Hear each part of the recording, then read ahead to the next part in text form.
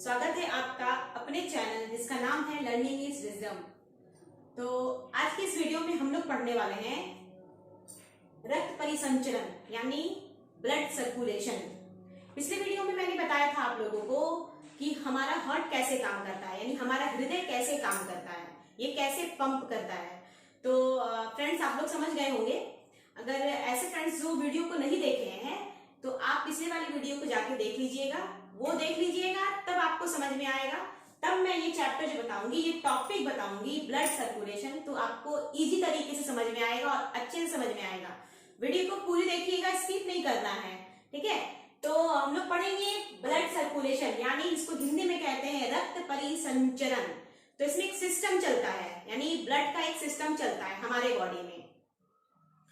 Friends आपको ये जाननी है कि हमारा जो बॉडी है, हमारे बॉडी में ब्लड का यानी रक्त का यानी रुधिर, रक्त को और एक नाम से जानते हैं हिंदी में जिसे हम रुधिर कहते हैं, ठीक है, और इंग्लिश में ब्लड कहते हैं। तो हमारे बॉडी में, हमारे शरीर में रुधिर का सर्कुलेशन होता है, यानी ब्लड का पूरे बॉडी में सर्कुलेशन होता है। तो सर्कुलेशन का भी टाइप होता है। तो सर्कुलेशन के मेनली 3 टाइप होते हैं, ठीक है। तो वो टाइप कौन कौन है हम लोग देख लेते हैं एक बार। इसके 3 टाइप होते हैं। पहला टाइप होता है डबल सर्कुलेशन। डबल सर्कुलेशन जिसको हिंदी में कहते हैं दोहरा परिसंचरण। दोहरा परिसंचरण, ठीक है। तो इसलिए मैं हिंदी बता रही हूं कि ऐसे स्टूडेंट्स जो हिंदी मीडियम से हैं तो वो भी समझ जाएंगे, और जो इंग्लिश मीडियम से वो भी समझ जाएंगे, क्योंकि दोनों लैंग्वेज में समझना ज्यादा जरूरी है, ठीक है। इसलिए मैं दोनों लैंग्वेज ही बता रही हूँ, ठीक है। डबल सर्कुलेशन को दोहरा परिसंचरण कहेंगे। अब ये पहला हो गया। अब दूसरा है single circulation. Single circulation, single circulation को हम लोग क्या कहते हैं? एकल परिसंचरण। सिंगल सर्कुलेशन को क्या कहेंगे? एकल परिसंचरण, ठीक है। अब तीसरा एंड लास्ट, तीसरा है आपका इनकम्प्लीट सर्कुलेशन। इनकम्प्लीट, ठीक है, इनकम्प्लीट सर्कुलेशन जिसको हम हिंदी में कहते हैं अधूरा परिसंचरण। परिसंचरण, ठीक है। तो ब्लड सर्कुलेशन के 3 टाइप है, मेनली 3 टाइप, ठीक है। पहला है डबल सर्कुलेशन जिसको हिंदी में दोहरा परिसंचरण कहते हैं। दूसरा है सिंगल सर्कुलेशन जिसे हम लोग एकल परिसंचरण कहते हैं। और तीसरा है इनकम्प्लीट सर्कुलेशन जिसे हम लोग अधूरा परिसंचरण कहते हैं, ठीक है, परिसंचरण। तो आज के टॉपिक में हम लोग पढ़ेंगे ब्लड सर्कुलेशन में, ठीक है। ब्लड सर्कुलेशन में पढ़ेंगे हम लोग डबल सर्कुलेशन के बारे में, ठीक है। तो आपको ये भी जानना है ना कि डबल सर्कुलेशन और सिंगल सर्कुलेशन, इनकम्प्लीट सर्कुलेशन किसमें होता है। अगर हम एग्जाम्पल देखें, डबल सर्कुलेशन एग्जाम्पल देखें तो ये ह्यूमन में होता है। Human and all vertebrates. All vertebrates, all vertebrates मतलब जितने भी हड्डी वाले जानवर हैं, मोस्टली जितने भी जानवर हैं, लगभग डॉग में, मैन में, हम लोग में, बकरी में, ये सब में जो होता है ना डबल सर्कुलेशन होता है, ठीक है। जितने भी लिविंग ऑर्गेनिज्म में जो जीव आते हैं, जैसे कि जीव में ऑल वर्टिब्रेट्स आ गए जो हड्डी वाले जानवर होते हैं, ठीक है, ह्यूमन भी। अब है सिंगल सर्कुलेशन। सिंगल सर्कुलेशन का एग्जांपल क्या है, वो किसमें होता है, कौन से ऐसे जीव में होता है? तो इसका एग्जांपल होगा फिश। फिश में सिंगल सर्कुलेशन होता है। ह्यूमन बीइंग में डबल सर्कुलेशन होता है। एंड इनकम्प्लीट सर्कुलेशन होता है, एग्जाम्पल बता रहे हैं, जितने भी उभयचर प्राणी हैं, उभयचर प्राणी, उभयचर प्राणी मतलब एम्फीबियंस,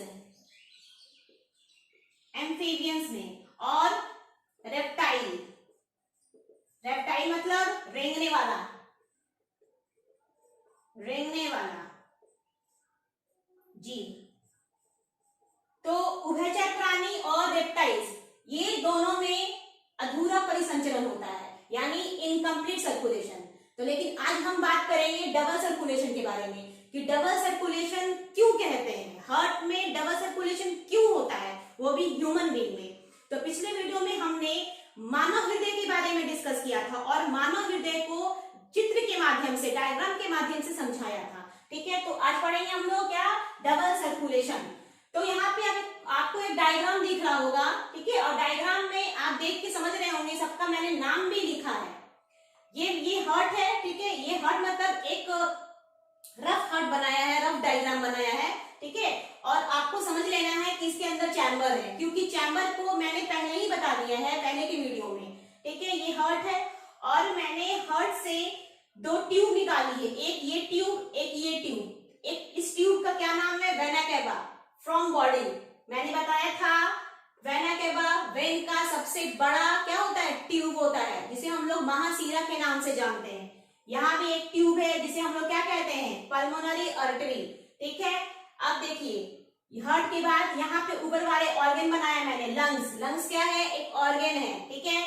फिर लंग्स से आपको दिखा होगा 2 ट्यूब निकले, यहाँ से एक ट्यूब निकले हैं, एक ट्यूब जिसका नाम है पल्मोनरी वेन, जिसे हम लोग हिंदी में फुफ्फुस सीरा कहते हैं, ठीक है।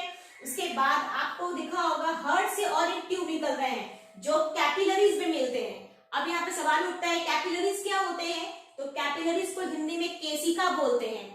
जहां पे आर्टरी और जहां पे वेन एक साथ आकर के मिलते हैं उस जगह को हम लोग कैपिलरीज बोलते हैं। और कैपिलरीज की जो ट्यूब होती है बहुत ही पतली होती है। यहाँ पे आप फिगर के माध्यम से समझ रहे होंगे कि यहाँ की जो ट्यूब है बहुत पतली होती है। तो हमारे शरीर में हर ऑर्गन के ऊपर कैपिलरीज बिछे होते हैं, पतले पतले, ठीक है। तो मैं ये अगले वीडियो में बताऊंगी कि पाथवे क्या होता है, यानी हमारे बॉडी में जो ब्लड का पाथवे वो कैसे होता है, वो ब्लड वेसल में मैं बताऊंगी आप लोगों को। ब्लड वेसल 3 टाइप के होते हैं, एक आर्टरी, दूसरा वेन, तीसरा कैपिलरीज। तो वो नेक्स्ट वीडियो में समझाएंगे हम, तो उसमें आप कैपिलरीज के बारे में समझ जाएंगे, ठीक है। तो आज हमको ये समझना है कि आखिर ये है क्या, ठीक है। तो सबसे पहले ब्लड को एक निश्चित लेवल में, मतलब एक सुटेबल लेवल में बॉडी में सर्कुलेट होना पड़ता है, ठीक है, ब्लड को यानी रक्त को, खून को, ठीक है।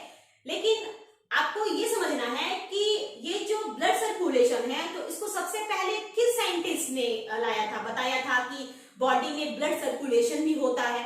तो उस साइंटिस्ट का नाम है विलियम हार्वे।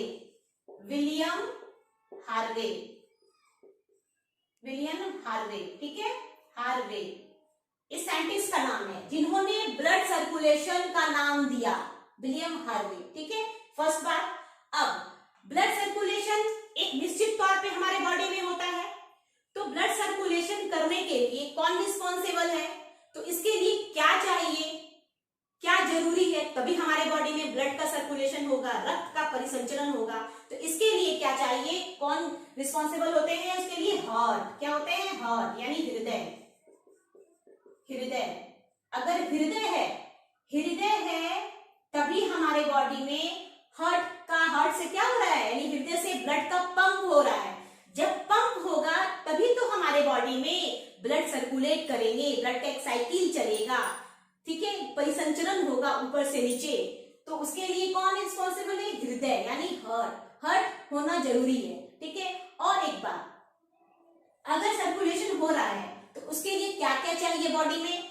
हार्ट तो चाहिए ही, हार्ट के साथ क्या चाहिए आप बता सकते हैं? Blood vessel. मैंने आपको बताया था ब्लड वेसल अभी तुरंत कि 3 टाइप के होते हैं, आर्टरी, वेन और कैपिलरीज। तो मैं डायरेक्ट यहाँ ब्लड वेसल लिख देती हूँ, ब्लड वेसल। ब्लड वेसल को हिंदी में कहते हैं रुधिर वाहिका, रुधिर वाहिकाएं, ठीक है। और हार्ट को पता ही है हृदय। तो ये तो चाहिए ही, हार्ट चाहिए, ब्लड वेसल चाहिए और एक ब्लड चाहिए यानी रुधिर, ब्लड। अगर ब्लड है, क्योंकि यहाँ पे टॉपिक क्या है? Blood circulation. तो सर्कुलेशन किसका होगा? ब्लड का होगा। तो ब्लड को सर्कुलेट करने के लिए कोई तो ऑर्गन चाहिए जो पंप करेगा और ब्लड सर्कुलेट करेगा, और वो सर्कुलेट के लिए रास्ता चाहिए। तो रास्ता कौन बनाएगा? ब्लड वेसल यानी वेन, आर्टरी और कैपिलरीज। इस ट्यूब के अंदर से होकर के ये ब्लड जाएंगे और ब्लड क्या होंगे? हमारे बॉडी में सर्कुलेट होंगे, और पंप कौन करेगा? हमारा हार्ट। तो ये 3 चीज बहुत नेसेसरी होता है ब्लड सर्कुलेशन के लिए। मैंने पिछले वीडियो में बताया था आप लोगों को कि हमारे हार्ट में जो 4 चैम्बर होते हैं, 4 चैम्बर का रोल क्या होता है, ठीक है।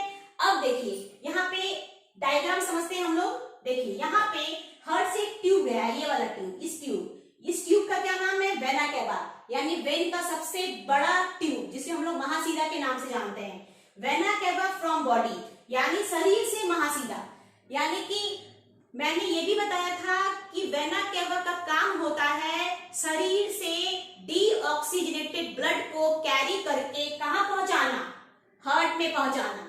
ठीक है, तो deoxygenated blood first time carry होके कहां जाएगा, हमारे हार्ट में जाएगा। पूरे शरीर से वो ब्लड कहां जाएगा, वो रुधिर हमारे हार्ट में जाएगा। मैंने ये भी बताया था। ठीक है, अब यहां से एरो का, यहाँ पे एरो दिखाकर मैं बता रही हूं कि यहाँ पे देखिए वेना केवा फ्रॉम बॉडी यानी शरीर से महाशिरा। इस महाशिरा से ब्लड, इस महाशिरा से ब्लड कहां जाएगा, हार्ट में इंटर करेगा। तो वो ब्लड कौन सा रहेगा, डीऑक्सीजनेटेड ब्लड यानी इम्प्योर ब्लड, अशुद्ध ब्लड। ठीक है, अब यहाँ पे ब्लड आ गया। अब इस अशुद्ध ब्लड को शुद्ध होना है, प्योर होना है, तो प्योर होने के लिए वो कहां जाएगा, वो लंग्स के पास जाएगा। लंग्स एक ऑर्गन का नाम है जो हमारे बॉडी में होता है।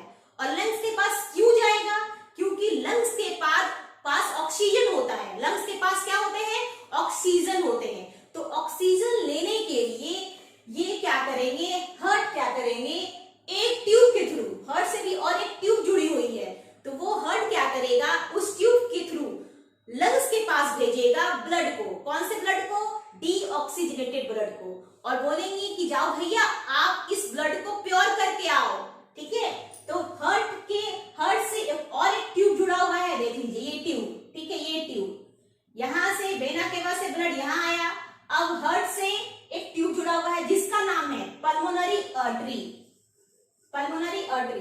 और एक बात जान जाइए आप लोग, आर्टरी और वेन, आर्टरी में हमेशा शुद्ध रक्त होता है और वेन में अशुद्ध रक्त। मैंने पिछले वीडियो में बताया था ये चीज, लेकिन यहाँ पे पल्मोनरी आर्टरी लिखा हुआ है तो यहाँ पे बात सोचने वाली है। मैंने तो बताया था कि आर्टरी में हमेशा शुद्ध रक्त होता है, लेकिन यहाँ के आर्टरी में ये ब्लड तो शुद्ध नहीं है, ये तो इम्प्योर ब्लड है जो हमारे हार्ट से जुड़ी हुई है।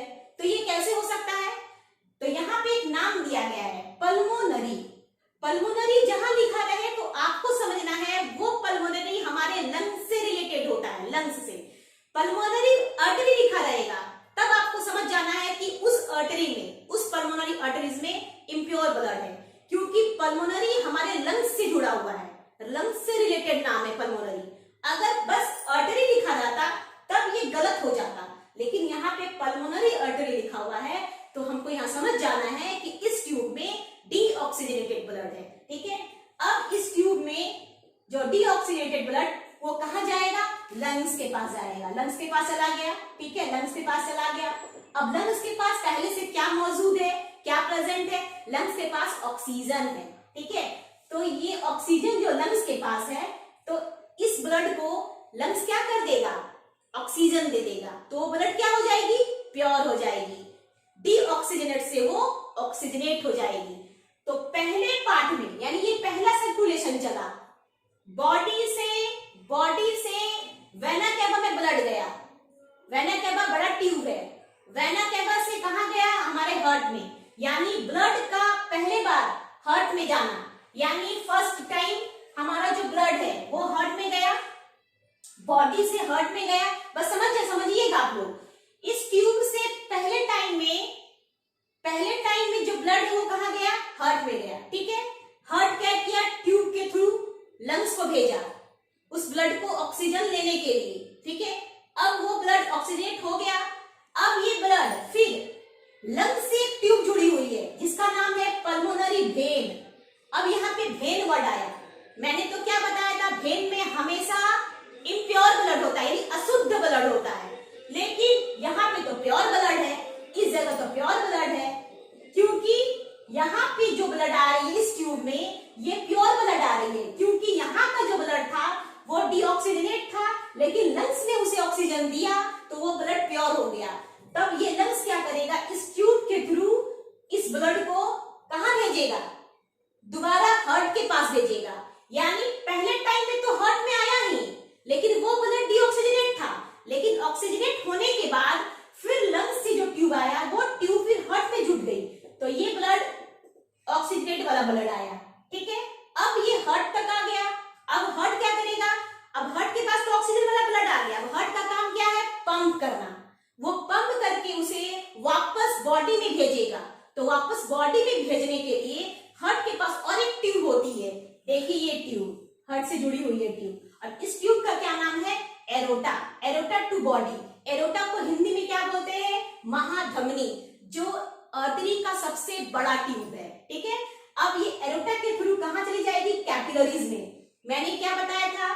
जहां वेन और जहां आर्टरी आपस में मिल जाए वहां का जगह कैपिलरीज कहलाता है। देखिए जैसे यहाँ कैपिलरीज है तो यहाँ पे समझ जाइए आप ऑर्गन है, और ऑर्गन के ऊपर ही कैपिलरीज बिछे होते हैं पतले पतले धागे के रूप में। ठीक है, तब ये ऑर्गन के पास चला गया ऑक्सीजन वाला ब्लड, तो हमारे ऑर्गन के जो सेल है, हमारे अंग के जो सेल है, कोशिका है, वो कोशिका इस ऑक्सीजन वाला ब्लड को यूज कर लेगा। ठीक है, जैसे वो यूज किया फिर हमारे बॉडी में वो क्या हो जाएगा? डीऑक्सीडेट फॉर्म में हो जाएगा, क्योंकि उस ऑक्सीजन को हमारे ऑर्गन के सेल ने यूज कर लिया। जैसे बॉडी में जाता है फिर हमारे बॉडी में क्या हो जाएगा? डीऑक्सीजनेट ब्लड हो जाएगा। फिर डीऑक्सीजनेट ब्लड को कौन लेके आएगा? ये वेना केवा। फिर इस ट्यूब में आएगा, फिर इस ट्यूब से हार्ट में जाएगा, फिर हार्ट से पल्मोनरी आर्टरी में जाएगा, फिर पल्मोनरी आर्टरी लंग्स के पास ले जाएगा, फिर लंग्स इसको पल्मोनरी वेन में ले जाएगा ऑक्सीजन दे करके, फिर पल्मोनरी वेन हार्ट में लाएगा, फिर हार्ट क्या करेगा? एरोटा के थ्रू पूरे बॉडी में भेजेगा हमारे ऑर्गन को, और हमारे ऑर्गन के जो सेल हैं उस ऑक्सीजन वाला ब्लड को यूज कर लेंगे, फिर वो ब्लड क्या हो जाएगा? डीऑक्सीडेट हो जाएगा। तो ये सर्कुलेशन 2 बार हो रहा है। आप ध्यान दीजिएगा, ये ध्यान देने वाली बात है कि यहाँ पे जो सर्कुलेशन हो रहा है 2 बार, क्योंकि ब्लड यहाँ पे जो ब्लड है, यहाँ पे जो ब्लड है वो 2 बार हार्ट में आ रहा है, 2 बार हार्ट में आ रहा है। तो यही क्या होता है? Double circulation. क्या होता है? Double circulation. यानी कि हम इसे कह सकते हैं परिभाषा के रूप में, हार्ट में ब्लड का 2 बार आना, यानी हृदय में रुधिर का 2 बार आना, उसी को हम लोग क्या कहते हैं? Double circulation. तो ये डबल सर्कुलेशन ह्यूमन बीइंग में होता है। हमेशा याद रखना, ऑल वर्टिब्रेट्स में, हड्डी वाले जानवर में, ये याद रखनी है आपको। ठीक है, और ये चीज आपको समझ में आया कि डबल सर्कुलेशन कैसे हो रहा है। अब और एक बात यहाँ पे समझनी है आपको कि ये वाला पार्ट, ये ऊपर का पार्ट और ये नीचे का पार्ट, हार्ट के ऊपर का पार्ट और हार्ट के नीचे का पार्ट, हार्ट के ऊपर के पार्ट को हम लोग पल्मोनरी, ठीक है, पल्मोनरी नाम से जान रहे हैं, और हार्ट के नीचे वाला पार्ट हम लोग सिस्टेमेटिक नाम से जानते हैं। सिस्टेमिक सर्कुलेशन, और इसको पल्मोनरी सर्कुलेशन कहते हैं। याद रखनी है, हार्ट के ऊपर में जो सर्कुलेशन चल रहा है, हार्ट के ऊपर में ये वाला जो ये ट्यूब और ये ट्यूब, हार्ट के ऊपर लंग्स है, अब ये ट्यूब और हार्ट, इसके बीच में जो सर्कुलेशन चल रहा है तो उसको हम लोग पल्मोनरी सर्कुलेशन के नाम से जानते हैं। ठीक है, अब यहाँ पे हार्ट के नीचे ये ट्यूब और ये ट्यूब, यहाँ पे जो सर्कुलेशन हो रहा है इसे हम लोग सिस्टेमिक सर्कुलेशन के नाम से जानते हैं। तो यही हमारा पूरा होता है डबल सर्कुलेशन, जिसे हम लोग हिंदी में कहते हैं दोहरा परिसंचरण। तो फ्रेंड्स, आपको ये समझ में आ गया होगा कि हमारे हार्ट में क्या होता है? ब्लड दो बार इंटर करता है। एक तो पहले फॉर्म में आता है, डीऑक्सीजनेट फॉर्म में आता है पहला बार में, उसके बाद जब वो ऑक्सीजन ले लेता है फिर दोबारा वो हार्ट में आता है ब्लड। तो यही होता है डबल सर्कुलेशन, यानी हार्ट में ब्लड का 2 बार आना, यही होता है डबल सर्कुलेशन। तो आपको यहाँ तक समझ में आ गई होगी।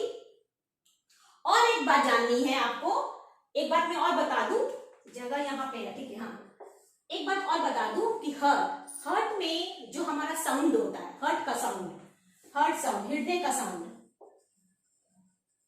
आपने साउंड सुना होगा। बहुत कोई बोलते हैं कि धक धक धक करता है, कोई बोलते हैं कि बहुत धकाधक करता है। ऐसा साउंड नहीं है। अगर आप रियलिटी में उसका साउंड सुनिएगा, उसकी आवाज सुनिएगा, तो उसका साउंड होता है लब डब, लब DUB डब। ये हार्ट का साउंड है, लब डब, ये साउंड होता है। धक धक धक नहीं करता है, ये जो साउंड होता है वो लब डब करता है। ठीक है, ये साउंड हो गया, ये समझ गए आप। अब दूसरा बात और एक बता दूं मैं कि हार्ट जो होता है ना, हार्ट में रक्तचाप कहते हैं, ब्लड प्रेशर। तो ब्लड प्रेशर एक नॉर्मल इंसान में कितना होता है? 120 mmHg बाय 80 mmHg। ये आप लोग समझ गए होंगे ब्लड प्रेशर। ये ब्लड प्रेशर जिसे हम लोग क्या कहते हैं? रक्तचाप। अब ये क्या क्यों होता है 120/80? ये होता क्या है? हम लोग जनरली सब बोलते हैं कि ब्लड प्रेशर 120 है, उसका 80 है। तो 120 क्या दर्शाता है? 120 दर्शाता है कि ब्लड प्रेशर हाई है, ठीक है। और 80 क्या दर्शाता है? ब्लड प्रेशर लो है। अगर किसी इंसान का 120 से ज्यादा होता है तो हम क्या कहेंगे? उसका ब्लड प्रेशर हाई है। अगर 80 से कम होता है तो हम क्या बोलेंगे? ब्लड प्रेशर लो है। तो ऐसा क्यों होता है?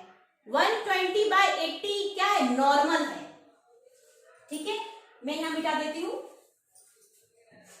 120/80 mmHg, दोनों में होता है mmHg। ये क्या होता है? नॉर्मल, ठीक है। लेकिन 120 का जो प्रेशर होता है, इसका प्रेशर हाई होता है, ठीक है, और इसका प्रेशर लो होता है। अगर 120 से ज्यादा प्रेशर हो जाए तो हम लोग बोलेंगे उसका ब्लड प्रेशर बहुत हाई है। अगर 80 से ज्यादा कम हो जाता है तो हम लोग बोलते हैं ब्लड प्रेशर लो है। तो ये जो आप देख रहे हैं ये चीज, ये रिलेटेड होता है हमारे हार्ट से। किससे रिलेटेड होता है? हमारे हार्ट से, ठीक है। तो बात समझने वाली है कि जब आपने 4 चैम्बर के बारे में पढ़ ही लिया था, समझ भी रहे हैं, तो आप ये भी समझिए जब ब्लड वेना केवा से होल बॉडी से लेकर के हमारे हार्ट तक लाता है तो उस समय क्या होता है ना, प्रेशर कम लगता है। यानी इस साइड वाले पार्ट को, राइट एट्रियम और राइट वेंट्रिकल, ये दोनों पार्ट को, इस दोनों पार्ट को प्रेशर कम लगता है। क्यों? क्योंकि यहाँ पे जो ट्यूब है ना वेना केवा, वो बॉडी से धीरे धीरे ब्लड को कलेक्ट करते हैं, डीऑक्सीजनेटेड ब्लड को, तब ये हार्ट में लाते हैं। तो इसका प्रेशर कम होता है। तो वही आपको दर्शाता है 80 mmHg, ठीक है। लेकिन जब डीऑक्सीजनेटेड ब्लड ऑक्सीजन लेने के लिए लंग्स के पास जाता है तो वापस फिर वो कहाँ आता है? लेफ्ट आर्टरी, और लेफ्ट आर्टरी के बाद वो कहाँ आता है? Left ventricle. तो इस पार्ट में, यानी इस साइड वाले पार्ट को प्रेशर ज्यादा लगता है। क्यों? क्योंकि ये पार्ट क्या करता है? ब्लड को पंप करने का काम करता है, ब्लड को ढकेलने का काम करता है। तो यही प्रेशर होता है 120, ये होता है 80। तो इससे ज्यादा लगता है ना, इसलिए यहाँ का प्रेशर यानी दाब बताया गया है 120 mmHg। तो यही होता है blood pressure high, blood pressure low. अगर इसी में, अगर इसी जगह में, इसके ट्यूब में कोई गड़बड़ी आ जाए, ब्लड अच्छे से उस नली में पास ना कर पाए, वहां का जो नली है ब्लॉक हो जाएगा, तब क्या होगा? प्रेशर हाई हो जाएगा। क्योंकि ब्लड को धकेलने के लिए प्रेशर चाहिए और उसको प्रेशर के लिए जगह ही नहीं मिल रहा है, तो क्या हो जाता है? वो बहुत जोर लगाएगा ताकि ब्लड बॉडी में जाए। जितना जोर लगाएगा तो प्रेशर हाई होगा, तो 120 से वो ऊपर हो जाएगा। तो हम लोग क्या बोलेंगे इसको? तो इस इंसान को तो ब्लड प्रेशर हाई हो गया, पसीना आ रहा है, तो जी मचला रहा है, ये सारे लक्षण दिखाई देते हैं, ठीक है। तो फ्रेंड्स, आप लोग ये चीज समझ गए हैं। आप लोग स्क्रीनशॉट ले लीजिए, इसे अपने कॉपी में नोट कर लीजिए और वीडियो को पूरी देखिएगा। वीडियो अच्छी लगे तो वीडियो में कमेंट जरूर कीजिएगा, लाइक कीजिएगा, चैनल को सब्सक्राइब भी कर लीजिएगा और वीडियो को स्प्रेड कर दीजिएगा। ये तो मेरा पहले का फंडा है, हमेशा बोलती हूँ कि वीडियो को स्प्रेड कर देना, ठीक है। और वीडियो को देखना भी है और ये सभी के लिए जरूरी है। अब नेक्स्ट वीडियो में मैं बताऊंगी ब्लड प्रेशर के बारे में और ब्लड प्रेशर। अब ब्लड प्रेशर क्या है? 120/80, इसको हम लोग और किस नाम से जानते हैं, वो कैसे क्रिएट होता है हमारे हार्ट में, वो भी मैं समझाऊंगी। और मैं समझाऊंगी ब्लड प्रेशर के बारे में, आर्टरी, वेन एंड कैपिलरीज, इनका क्या काम होता है, क्या फंक्शन होता है। तो आज के लिए इतना ही फ्रेंड्स, ठीक है। Take care and bye.